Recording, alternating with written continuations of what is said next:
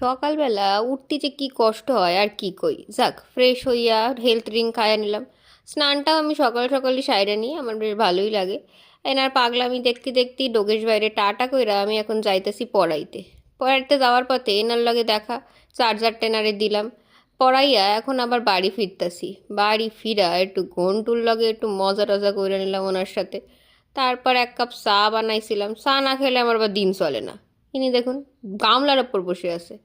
বিকালবেলা এখন যাইতেছি পড়াইতে, আবার ডোগেশ ভাইগো লগে দেখা হয়ে গেল রাস্তায়।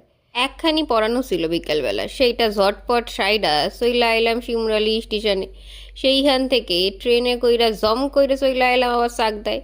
গিয়া দেখি পিহুমা ছাতা আর চাদর দিয়া টেন্ট বানাইছে। এনারও কিছু বক্তব্য ছিল, সেই সব শুই না এখন একসাথে আমরা চা খাইতেছি। পিহুমা একটু পড়াশোনা কইরা নিল। এখন রাত হইছে, বাড়ি ফেরন লাগবো। বড় বই নামার কথায় কচুরি বানাইছিল, সেইটাই এখন খাই। টাটা।